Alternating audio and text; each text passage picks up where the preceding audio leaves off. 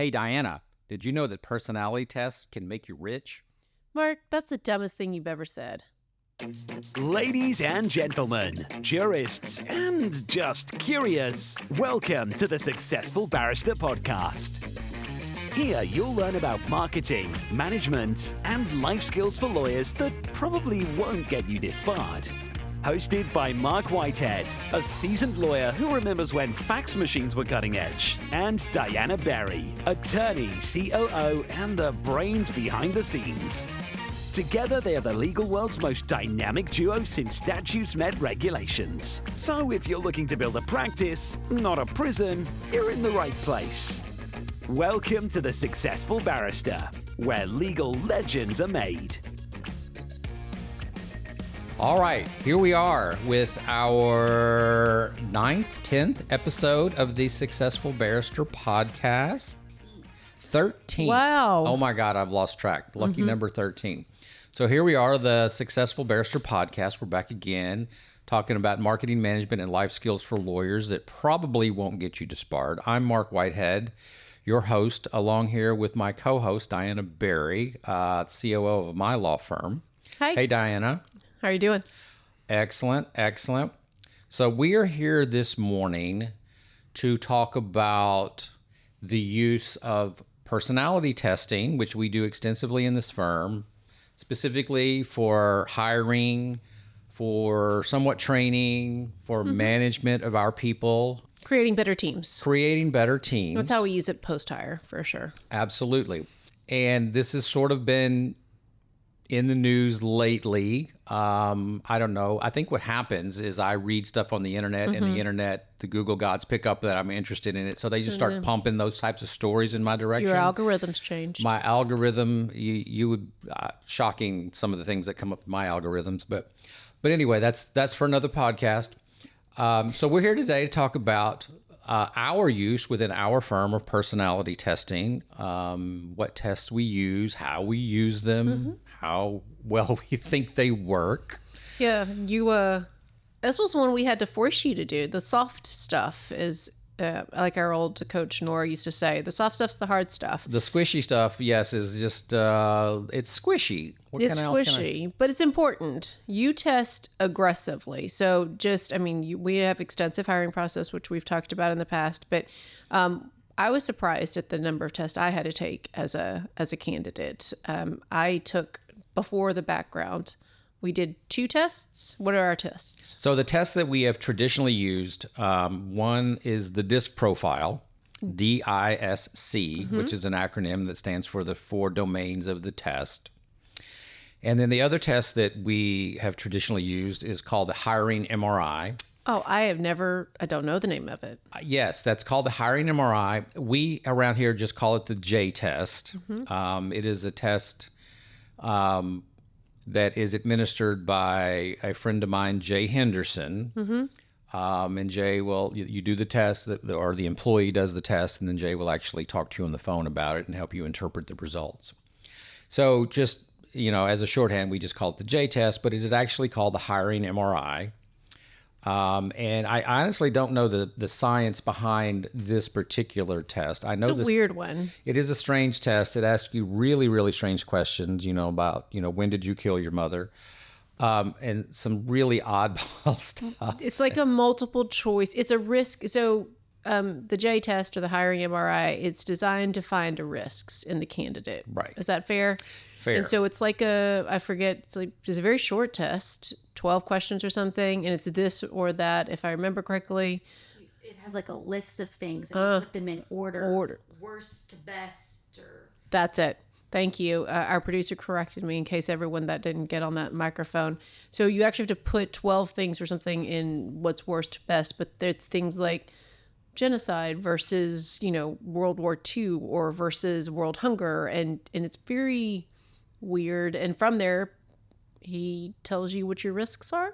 I think that's kind of how I would interpret it. So the interesting part about it, the 2 tests that we traditionally use, and we're going to talk about some other tests as well, but these are the 2 that we've traditionally used. So in the DISC profile, there's not really a pass-fail.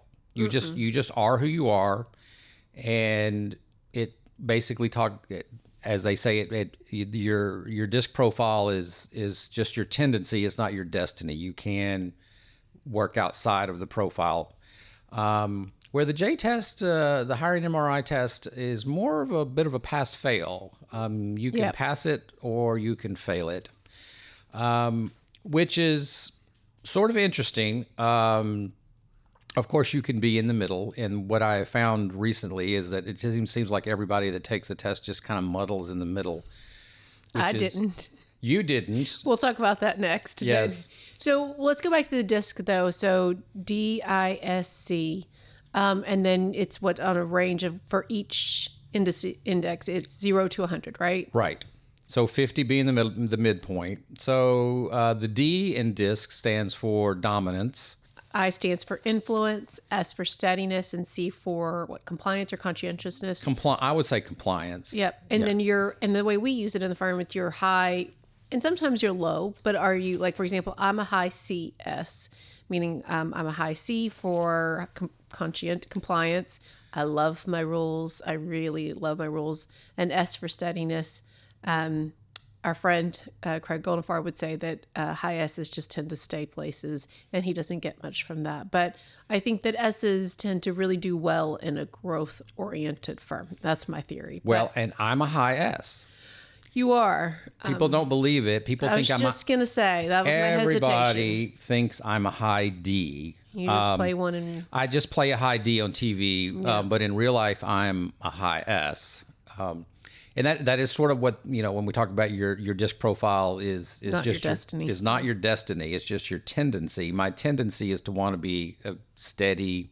I don't know any other way to. The steadiness is the hardest one to describe because it's quite frankly the most bland. Mm-hmm. It is the most bland of the four. And I think in a law firm and in a growing organization, you kind of want the bland one in your firm. I like S's. Everybody knows that. When I see an S on a disc test, I like that. The I for influence, generally shorthand, introvert versus extrovert. The high I's are extroverts. Low I's like myself, a 6 on the I, introvert, very, very introverted. The low D, like you like D's in your lawyers, right? Right. So let me go through what I like about each of the four. Yeah. So for high D's, that's great for your attorneys, particularly your litigation attorneys, because they tend to be more aggressive. They tend to be more assertive, and that's kind of a personality trait you would like to see in an attorney, particularly a trial attorney. Whereas your high I's, these are the people who love to be in a crowd. They're very talkative. They're very social. These are the type of people that maybe you want in your intake department. People exactly. that they're most good waitresses out there are high I's. Good customer service people tend to be high I's. They like to talk to people. Your high S's, which is what I am, I'm just a steady person. I'm always the mediator. I'm always trying to work between two factions to try to bring these two factions together. That's what you would want, or would expect to see out of a high S. High C's, in my opinion, are the rule followers. Those are the people. Everything, if you give them a deadline, they get it done a day before the deadline. They're very conscientious about getting things done. They follow the rules. They follow procedures. They take comfort when there are rules and to get very uncomfortable when there are no rules. Right. So that's good. That's a good quality trait for, say, a litigation paralegal, any sort of paralegal, quite frankly, for maybe your accountant, your bookkeeper. Trying to think of some other jobs where high C's are good. Anybody where you need to make sure the trains run on time every day consistently. And we like C's in the firm because we are so very procedure driven. So one of the things that we try to give every new team member is the procedure manual, and you are expected to learn the procedure manual because we want consistency in the way that we do all of the things. So we don't want one paralegal doing something different from the other paralegal. And so that's one way. The high C's, we like those. Again, Craig is, over drinks one night at Atticus. This is the way he shortcut it for me. You want your trial attorneys to be DIs because you obviously, for the same reason you said something about our attorneys at D's, the I's because then they can be persuasive. And I hadn't thought about it that way, right? They like to talk to the jury and then they can get the jury to like them. And so you like your trial attorneys to be DIs. Your DCs are the people you don't want to talk to in the bar. Right. So because not only do they think that they're right, they know that they want to tell you why they're right. And so these are the people you don't necessarily want to have drinks with. Exactly. So that was shorthand for me. So I love SCs. So this with people with a combination of steadiness and conscientiousness and compliance. And to me, those people, you can always rely on those people. Those people will get their stuff done. They will meet the deadlines. They may not be the flashiest people out there. You can rely on them to make the trains run on time. And so I love paralegals, which are high SCs or high Cs, because they're grinders. They can just grind out the work and they don't mind it. The more work you give them, the more they seem to thrive. So this is kind of what I see when I'm looking for people. And I'm a CS, which is why I think I got hired. Right, absolutely. Despite when I was looking for a number two, when I was looking for a COO to run this firm, I needed somebody to make sure everything worked perfectly. And that was one of the things I liked about you is that you're a high CS. In contrast, let's talk about the J test real quick. Now, the J test has a different type of scale, and this is where the fun comes in. So a J test basically tests you on 12 domains, and they'll usually give you a positive. The best you can do is what they call a 9-3. You have 9 positive domains and 3 domains of areas of concern. But 9-3 is about the best you can do.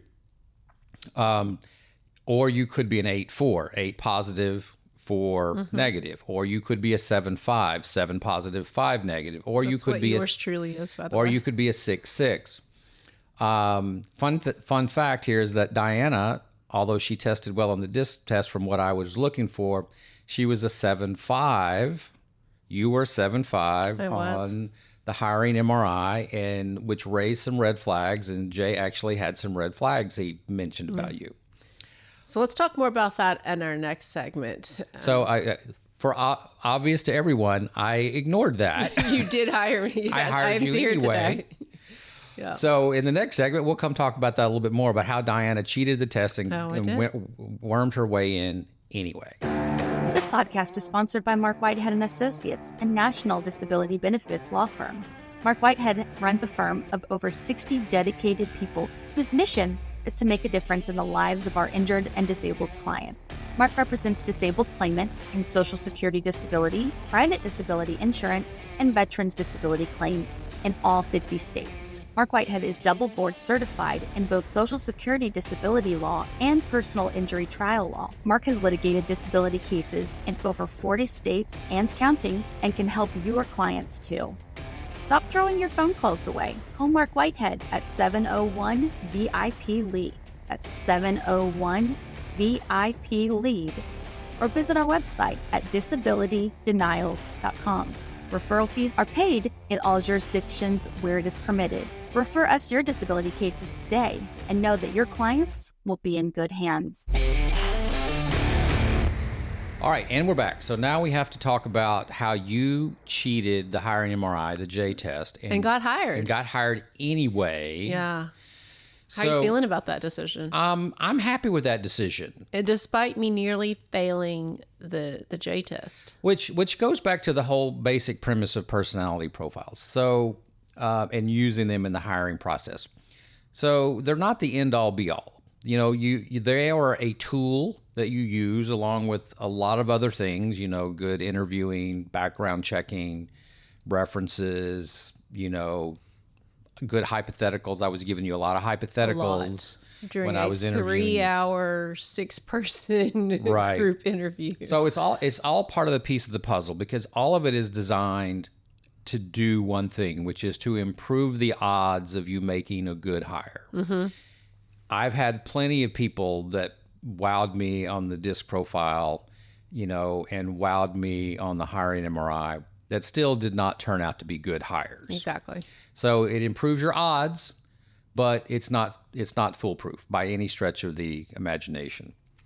So, I did. When I was looking at you, you were 7.5. Now, so 7.5 is not great, but it's not horrendous. It's not 6.6. 6.6 is sort of my cutoff. Since I do hiring in the firm, let's just say, so if you break the test, because you can break the test, you can basically, if you don't follow instructions, then you can get like an error message. And if you error out of the test, then that's pretty much the way that Jay puts it.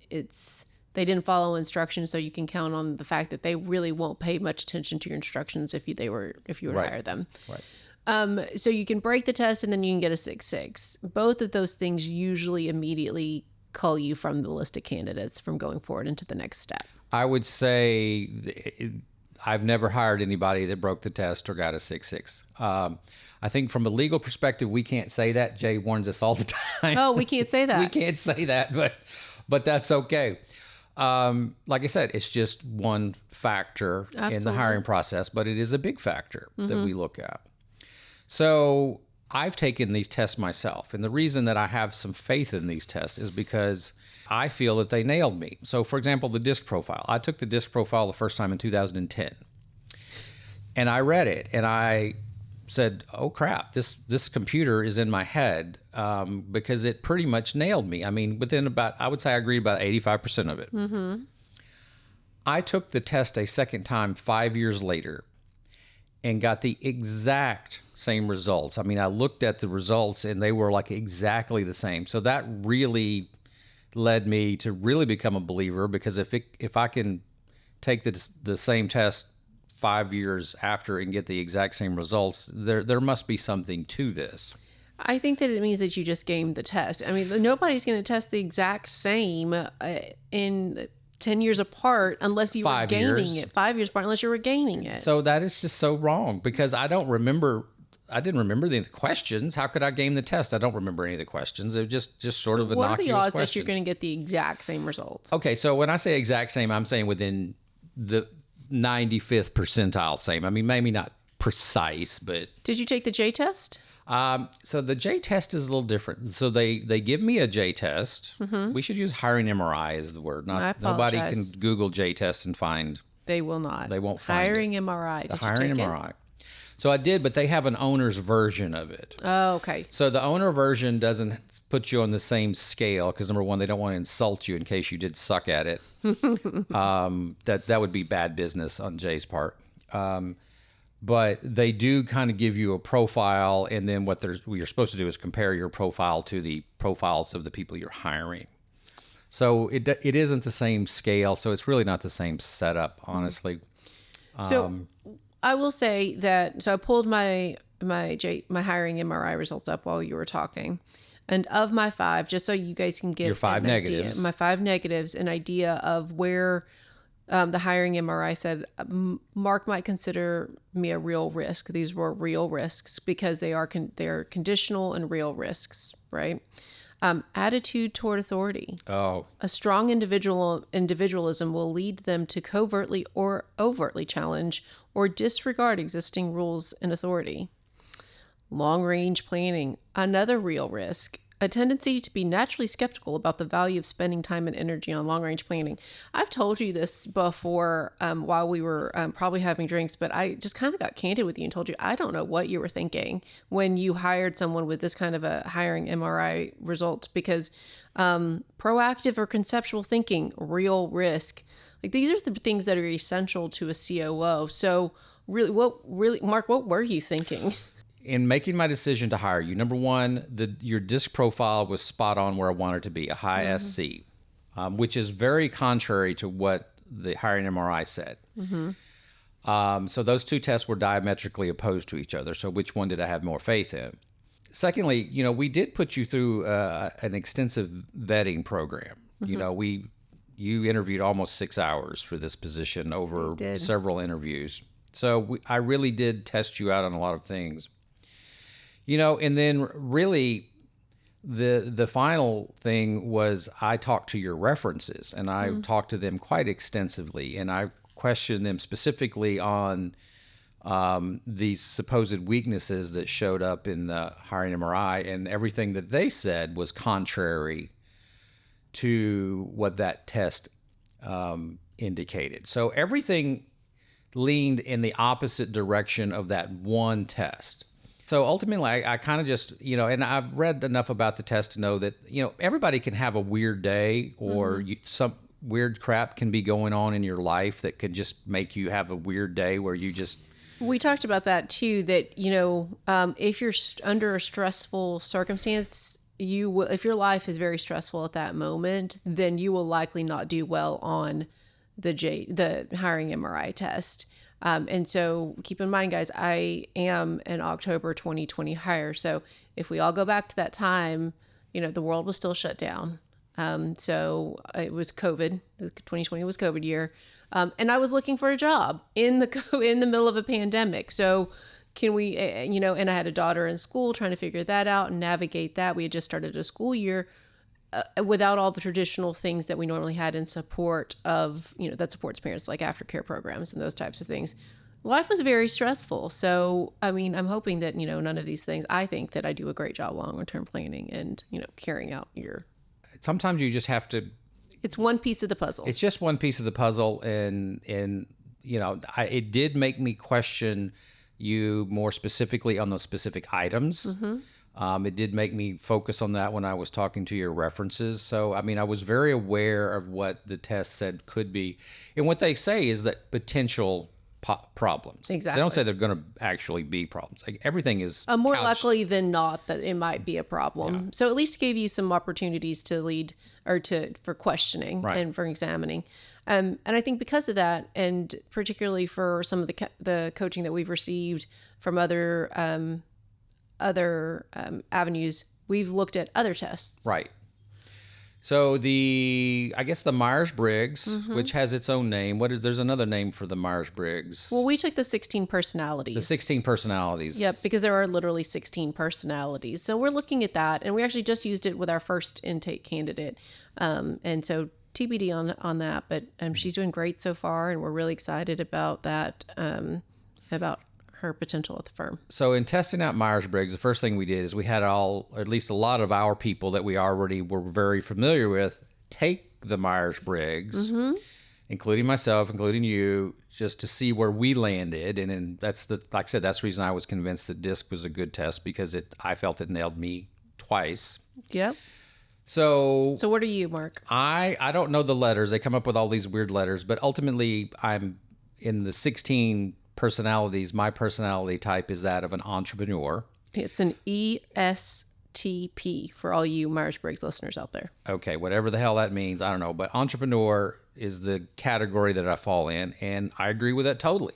Yeah? That's sort of the whole purpose of this podcast, is to talk with me, an entrepreneur, about, my journey. So I agree with that. What did it say about you? I am an ISFJ. In other words, a defender. So, okay, what the hell is that? Someone's very dedicated. We tend to protect those that we love. And I think that's, we have actually a few notable ISFJs. I think our producer was telling me that they tend to be the backbone of the workforce, of the organization. And so I think that I tend to agree with the ISFJ, maybe not the F part. I'm surprised I'm not a T. So for all you, Marc, I got an eye roll. I got an eye roll. Letters, whatever. Just like you can be high or low on a DISC, you can be either or on each of the 4 letters. So I versus an E, introvert versus the extrovert. So you are an extrovert despite you saying that you are an introvert, because that's what it says that you are. And I'm definitely firmly an I. The F is for kind of feeling versus the T, the thinking, like how you kind of tend to make decisions, I think is the way that works. And so as a low I, I'm a little surprised I'm not more T. Okay, so I'm an entrepreneur, you're a defender. What are some of the other interesting categories that some of our people landed on? I think, so I did a fun little chart for our leadership team and we include the Myers-Briggs. So Anthony, one of our partners, is an ENTP, a debater. Brittany, another one of our partners, is an ENFJ, a protagonist. Selena is an ISTJ, as is Aaron. And Melanie is like me, an ISFJ, a defender. And I think it really helps us. The reason why I put this together for our leadership team is because it's in kind of a column with our DISC style, our Meyers-Briggs, and our language of appreciation, because it keeps us in, it helps us keep in mind, who we're dealing with, especially in the tough leadership discussions. And so that's what I think that the whole point of what I like certain personality tests. Not only does it help me understand the candidate better, but that it helps us create better teams post-hire. And we definitely do that with DISC. I want to illustrate something here real quick. Diana here is at high C. So here's what high Cs do. High Cs make charts, pretty little charts, and then they laminate them and they give them to everybody. This is how high Cs operate. They make I'm so proud. Beautiful little things. I hope that this is on video somewhere. I am so proud of my. So let me see this. Give it to me real quick. So here's what she does. She's all of our people on our leadership team. All 7 of us. We have a DISC style in one column. In the middle column, we have the Meyers-Briggs, and in the far right column, we also gave a test out to everybody about their language appreciation, acts of service, words of affirmation, things of that nature. She has them all in a column here with the names as rows. With their names as rows, just so and she's laminated it, so we can all have a copy. I'm going to take that as that is so high C. That is high C to the nth degree. I'm going to choose to take your tone as excitement that you made the right COO decision. I am. Not that snarkiness. Is so perfect with just a touch of snark in there. Just a touch. Because that is your love language is snark. Yes, so. My love language is snark. So the whole point behind this, your cute little laminated chart here, these tests that we use, they're not just for hiring purposes. Mm-hmm. They can be used later on for training purposes. They can be used for management purposes down the line, which is why everybody in our firm has access to everybody else's DISC profile, exactly. No matter where you are in the totem pole. If you're the managing partner, my DISC profile is saved at what we call the S drive, which is where all of our company documents are stored. So that everybody in this firm, all the way down to a clerk, can look at my DISC profile, or they can look at their immediate supervisor's profile, and vice versa. The managers can all look at the DISC profiles of everybody that they're managing. So the whole point is that it's not a secret. I think it would be a great thing if we all put our DISC profiles on a piece of paper and tacked it up to our office door or to our cubicle window. I've heard of teams doing that. I've seen that happen before in other places. But the whole point is it's to share this information so you know who you're dealing with. So you know, if I'm walking in to talk to somebody that's a high I, I'm going to need to be prepared to have, a lovely conversation about how your day is going and how the weather's going and how their kids are doing, because they're talkative people. They're going to want to talk. Versus if I'm going to walk into a cubicle with somebody that's a high C, they just want to know the facts. Yeah, they want the question. Yeah, what are you here for? How can I help you? What's next? And what steps do you want me to take? Now, please leave. Yeah, exactly. And I do think that, we encourage this. I always think about when, a team member or someone on our leadership team comes to us and they're like having problems with a team member, a good performer, but just some challenges. We always, one of the first questions we ask is what's their DISC profile? Go back to that and really see, are you meeting them where they're at? Another thing that Selena and our leadership team, we were having a somewhat challenging discussion. And one of the first things she asked is, what's your language of appreciation? And because unfortunately for Marc, I think 70% of our firm really likes words of affirmation.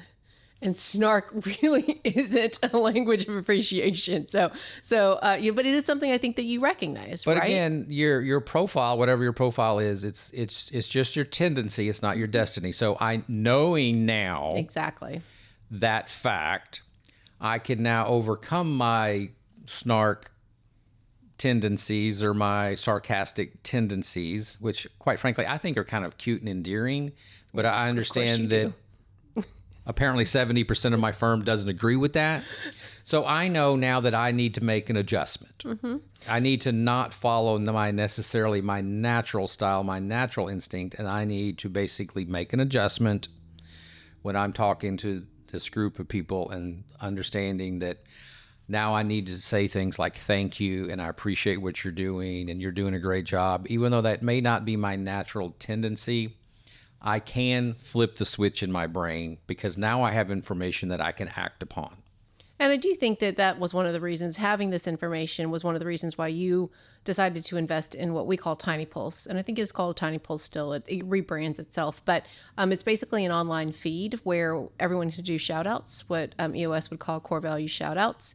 But it's allowing everyone to express appreciation, so those words of affirmation, for each other. We talk about it during all staff, but we've done different things to make sure that we're seeing and meeting our team where they are, and it's giving opportunities to express words of affirmation. So I think we're going to round out in our next segment a little bit close out on, how we can maybe move forward and how tests can be part of the larger picture and what we're going to do next. This is Marc Whitehead, lawyer, entrepreneur, and business coach. Thanks for listening to the Successful Barrister podcast. We have a blast making it and hope you find value in our podcast. If we've stirred your juices, hit me up with an email at marc@marcwhitehead.com. Marc is spelled with a C. And get on the Successful Barrister newsletter mailing list. Even better, let's set up a call. I would love to talk to you about working together, talk shop, or just shoot the breeze. So in this final segment, I guess we want to get down to a little bit more brass tacks about personality tests. Maybe some other ones we're looking at. Obviously, I think none of this stuff is free. So, you have to evaluate that in your thinking as well. Yep. The Hiring MRI is, I think, pretty significant. It's $350. Yep. So obviously, when we get 100 resumes in for a position, we don't send the Hiring MRI out to 100 people. We do not. The disc is a lot more affordable. The disc is only about $65. Now there are free versions of disc on the internet. True. We do it through Atticus. Which is a more extensive version of the disc profile. It gives you a lot more information. $65. Again, we don't do that for the 100 resumes that we get in for a particular position. We generally save this to when we get down to the final 2 or 3. Agreed. And you had to have gone through at least 2 Zoom interviews. So it's after 2 Zoom interviews, including the second one is with the manager, and then before you come in for the in-person. So right. So again, I know I've spent tens of thousands of dollars over the years. I think last year specifically we spent about $7,000 in personality testing. But why do you do that, Marc? Why are you so committed to the testing? Because your initial decision on hiring is so critical. Because once you get locked into a candidate or locked into a hire, I mean, there's many statistics out there that say that the cost to replace somebody is equal to their annual salary or something, some stupid huge number like that. When you talk about downtime and training time and all of the wasted time, you spend 3 months training somebody up and then they don't pan out after 6 months, all that time and money you've wasted. So it's better to make an investment on the front end to get the right people. I've said this before, but one of the best pieces of advice I ever got was, the quality of your life is based on the quality of the people you let in your front door. In other words, people you hire. So I think it's worth the investment to put the odds in your favor. I mean, you're just trying to get the odds in your favor. Nothing's perfect, but the better off that you can get the odds in your favor, the better off you're going to be. And in the end, you also want to manage people well over the long term because unwanted turnover is one of the key things that we look at and we try to avoid. So we've used the personality profiles, 3, 4, 5 years into a candidate's, tenure here. Maybe it's not working out. Maybe there's just some tension. Sometimes we go back to the personality profile and look and say, well, is this person a high D or high C or whatever it is? Maybe that will give us some insight in how to solve the problem that might be at hand, whatever the issue is at the moment, to try to preserve that relationship. I mean, when we have somebody that's good, we want to keep them. We don't want to let small little issues, personality issues pop up that cause people to start looking for other positions. So it's helpful in, in managing people. Sometimes you have teams that are just in conflict. And sometimes if you go and look at everybody's personality profile, you kind of see, there's a natural tendency there for conflict just based on their personality profiles. Maybe that means you need to educate them. Maybe that means you need to split this team up and reorganize the teams. Exactly. Can be used in a lot of ways, but ultimately you want to retain good people. You want to keep them for the long run. You want to minimize your unwanted turnover to the best that you possibly can, because it just costs so much in time and effort and money to replace people. Much less the effect of morale on your team to have a bad candidate or a bad team member. Absolutely. So as we're wrapping up, Marc, if you had the Meyers-Briggs, if you knew I was an ISFJ, and you had the Hiring MRI that said I was a 7.5, and it had the DISC that tells you that I'm a CS, like, do you think that would have helped you make a more a better decision or a different decision about me as a candidate? So you as a defender would have confirmed what I already saw in the interview and what I saw in the DISC profile. So it would have been another piece of evidence to confirm the conclusion that I ultimately made, which is to, in this particular case, ignore the Hiring MRI. I didn't ignore it, and I did use it as a questioning tool, but ultimately I came to the conclusion that it wasn't dispositive in the hiring decision. So yes, it would have further confirmed what I already thought. And the 16 personalities, in case we didn't mention it, is free. So you can, there's, I'm sure, paid Myers-Briggs out there, but 16 personalities is the one that we took for this episode. Right. And it was free. So other tests out there, just before we have to go, there's the predictive index we've looked at, which is very expensive. And it said that I was a strategist, which is very cool. And then I think talk to your coaches. We got the idea to take the Myers-Briggs from your last intake coach. Yeah. So, from our current intake coach, Brooke Berkey, I was talking to her specifically. I said, I wasn't real thrilled with any of the personality tests we had specifically for hiring intake specialists. They just, none of it quite fit with that particular personality profile that we were looking for. So since we were already hiring Brooke and she was training our intake staff on best practices, I asked her, I said, what in your experience has been the best personality profile to find a good intake specialist? Because they all have their strengths and weaknesses, and some of them are better for certain things than others. And she was the one that introduced us to the 16 personalities, which I guess is Myers-Briggs. Exactly. And she explained why she thought it was useful and the types, and I can't repeat it off the top of my head. She explained which profile she thought would be the best for an intake specialist.